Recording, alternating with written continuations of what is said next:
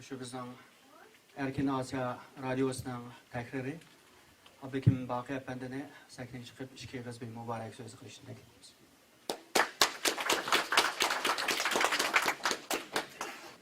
Salam emanlağa. Biraz tesadüf yapıp kaldı.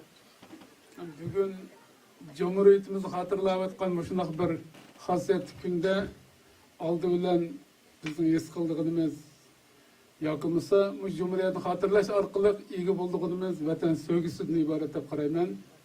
Meyli bizdeki sakılık akırganlar olsun, meyli hem de ömürlep jürgen ballarımız olsun.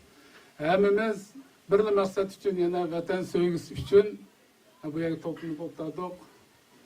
Ecdatlarımızın enlemlerini eslavatımız, şiirin çıraylık küllerini eslavatımız, bugünkü tatvatkan dert azaplarımızını şikayet kuvvetimiz. Ben oylayman bu vatan sevgisi chetteldikilerge, bulup mu bizdek Amerika'da, garip dünyasında musafir garip olup yürüyotkan Uygurların isteyitken vaxtıda en mühim narsa vatan sevgisinin konkretini ifadeleri hakkında toxtalman menin toxtalışını muvaffak görüyotiman. Vatan sevgisi menimce aldı bile iman diye ifadelandı. Biz ecdatlarımızın hazır kadar pak bir iman bilen yaşap kelgenkenmiz. Aileden tatip işimiz geçe, hareketimizden tatip sözümüz geçe, hiyalimizden tatip ideyemiz geçe, hemisi de imanımızı yüklemisekle biz vatan sevgisini kalbimiz yak saklayalarımız dep oylayman. Elbette vatan söylemekinin özü iman cümlesidir. İkincisi, vatan söylemenin ifadesi, en konkret ifadesi düşman gibi olan nefret ifadelendi. Düşmanımız Xitay ve Xitay galçıları. Hazır işimizde yakıp sürgen asıl gol sözler var. Xitay'nın bir galçısı Muzaffer keldi ketdi dep anlavatımız. Ben anlayan bez münazirlerinin özünün qaraganda halkımızın bulup mu Amerika'daki qeyrindaşlarımızın iradesine ait yüksek hoşarı oldu.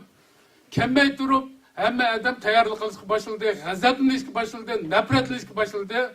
Onun külüp bakıcılar, oğurdaş körüşeyçi diyenler mi bunun pişkakı mümkündü. Yani halkımızda düşmana nispeten nefret muşunda konkretini buluş gerek. Dep oylayman. Hem de düşman Xitay. Xitay hazır bizge mevhum. Çünkü elçixana sınayını verip bir temak tükeygen bilen işkital taşatamayız. Hem de Xitayga olan öşmenlikni, yani düşmanga olan nefretini ispatleydigan en adi ifademiz nime?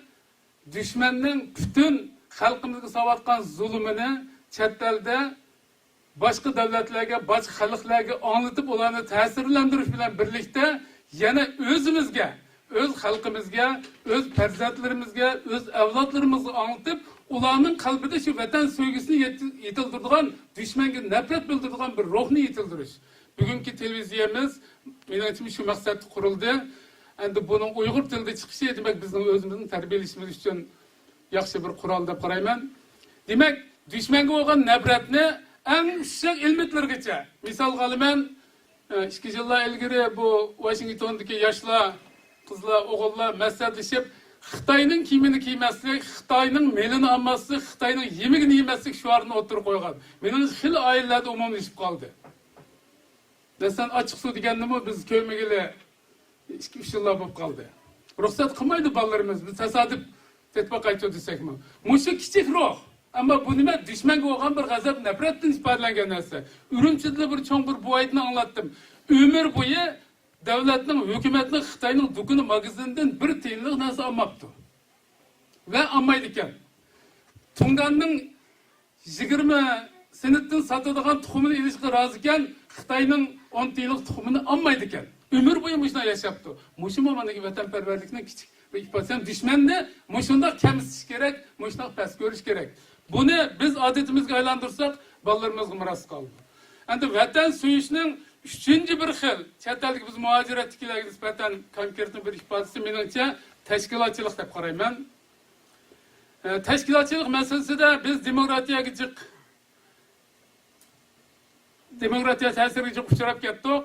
Yani chet el degan demokratik tursa, mana hamiyat hammadan demokratik, yettedan bir tashkilot qurollaydi degan tuyg'ular, kimning ko'z qarashi qanday bo'lsa o'z oldiga erkin bo'lmamdi degan tuyg'ular, Bu şu hürvetini bağlanan, şu azat devleti bağlanan karaşları. Biz zulüm müstemlikliğe nispeten ben 20 yıl yakın kulağımı kalemle alsam tekitlavatımen birlik meselesini. Biz ideyede birliklemez, teşkilden birlikini şekillendirişimiz gerek. Bizdeki bunda üç partiyanın bugün günde bizge zihni vaki faydası yok. Hemimiz bir teşkilatta. Bu teşkilat yakşı bolsun, yaman bolsun. Çünkü yaman bolsa bunu yaman kılgan yani biz bulumuz. Ve yamanını yakşı kıldığın mı yani biz? Bugün dünyada hakkını, umumlaşkını, öz abroyunu tiklep, umumi yüzlük, en zor köpçülük Uygur muhacirlarının himayesi erişkini Dünya Uygur Kurultayı. Başka teşkilatlarına hürmet kılımız. Lekin teşebbüs kıldığımız herkes birlikne işkilikke ya işki yerimlik bölmesligimiz gerek. Köz karaştiyetten farkımız bolsun mu? Her kitimizden narazılığımız bolsun mu? Şahsi menfaatimizde tosalgı bolsun mu? Men vatanimni azat üçün, vatanni süyüş üçün, vatanimning kelgüsü üçün to'yib qo'shman deydigan men birlik ovoz bilan, birlik harakat bilan o'tirib chiqishim kerak deganni avval qalbimizga, yuragimizga tingishimiz kerak. Chunki har qanday davlat avval bizning o'xshamagan fikrlarimizga quloq soladi. Tashkiliy jihatga uyushishimizga, ideya jihatga birlik kelishimizga diqqat qiladi. Anandan keyin sana hissashlik qiladi. Buni 20 yilning haqqi davlatlar bilan yani teşkilatlarımızın kıvatkan muamelerini aniq gördük. Demek ki ben xulosaga vaqtida demek bütün Uygurlar vatanı suyman deydiganmiz bir teşkilatga uyushayli. Bu birlikni saqlayli ve bu birlik orqali vatan sevgisini ifodalaymiz deymiz. Ahirda bir qo'shib qo'ydiganim vatan sevgisining yana bir konkret ifodasi oilada. Oilada bir oilaning boshlig'i yoki otasi bo'lgan odamning mas'uliyatida boshlanishi. Yani demek ki ben bir ailenin inaklığı, bir ailede farzandlarga ilip verildiğin terbiye, yakımız atanın ülgü buluşu, bu vaktiga vaqtida ilki teşkilatını mı, yakımız umumi muhaciratki çoğun guruhunu mu ve bir milletinin mi karakterini, süptini belgilep koyduğun konkretini amil olup kaldı. Çünkü bir ailenin içinde imani akide bulması ne buludu?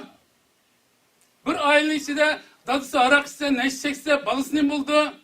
Bir ailede dadısı talat yügrep жүрse, öydeki mesuliyetini üstüge alamazsa ne buludu? Ay Allah'ım kudu şunun okşaş. Yani ailede, minin muşu bir aile, minin bir vatinim. Vatinimnin tuncu notusu muşu. Bunu kançilik pepilep, yani ayalını kançilik kadirlep, balını kançilik kadirlep, şunun da aklımızını mı acırtıp, vaktimizni mi acırtıp, pulumuzni mi acırtıp, terbiyeliysek, yetekliysek, bu balıdan, bu xotundan, yakımız ailelik, bu erden ümit var. Yani vatan milletin suyuş için. Eğer bu noktayı sel qarab koysak, o vatan bir yaktı kılıp, az sotkuçuklar bardağın çıkıdı. Köngülsüzlükler buldu, baksızlıklar buldu. Demek vatan suyuş için ailenin suyu demek ben ahırda. Hemen ailesine bakit dileymen.